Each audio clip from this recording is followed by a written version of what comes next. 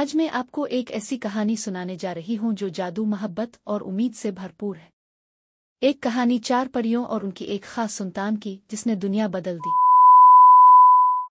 کہیں دور پہاڑوں کے پار نیلے آسمان کے نیچے ایک جادوئی وادی تھی جسے نورستان کہا جاتا تھا۔ اس وادی میں 4 پریاں رہتی تھیں، ہر ایک کی اپنی طاقت، اپنی خوبصورتی اور اپنی کہانی تھی۔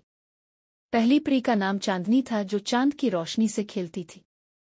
دوسری پری بارشاں کہلاتی تھی جو بادلوں اور بارش کی ملکہ تھی۔ تیسری پری گلزا تھی جو پھولوں، خوشبوؤں اور سبزے کی جان تھی۔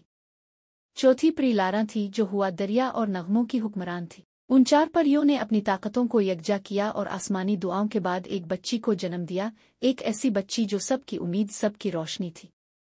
اس کا نام رکھا گیا نورما۔ نورما عام بچی نہیں تھی۔ اس میں چاندنی کی نرمی، بارشاں کی تازگی، گلزار کی خوبصورتی اور لاراں کی آزادی تھی۔ مگر وہ ایک دن انسانوں کی دنیا کی طرف کھینچنے لگی۔ پریوں نے اسے روکا، کہا دنیا کا ہر چہرہ خوبصورت نہیں ہوتا، ہر دل صاف نہیں ہوتا۔ مگر نورما نے کہا اسی لیے تو مجھے جانا ہے، تاکہ وہاں تھوڑی روشنی، تھوڑی خوشبو، تھوڑی محبت لے جا سکوں۔ پریاں راضی ہو گئیں، لیکن ایک شرط پر، جب تمہیں ہماری ضرورت ہو بس آسمان کی طرف دیکھ کر ہمارا نام لینا، ہم آ جائیں گی۔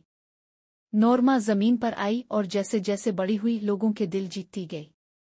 اس نے محبت سے نفرت کو ہرایا، درخت لگائے، نغمے گائے اور جہاں گئی وہاں امید بانٹتی گئی۔ لیکن ایک دن زمین پر اندھیرا چھا گیا، لوگ خود غرض، غصے والے اور بے حس ہو گئے۔ نورما تھک گئی، رو پڑی اور آسمان کی طرف دیکھ کر پکارا، چاندنی، بارشاں، گلزار، لارا۔ پھر کیا تھا، بادل گرجے، چاند چمکا، پھول مہکے اور ہوائیں گنگنائے۔